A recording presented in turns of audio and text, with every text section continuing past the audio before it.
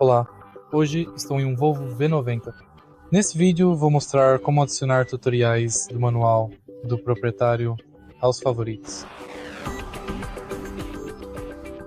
No início, dê uma olhada na tela de exibição. Deslize para cima e vá até o manual do proprietário.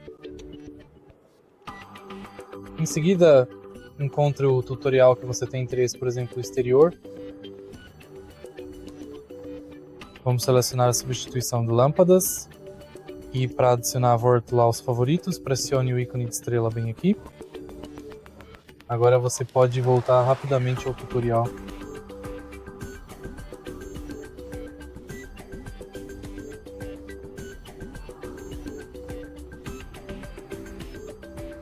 Se você achou este vídeo útil, por favor curta, comente e se inscreva no canal.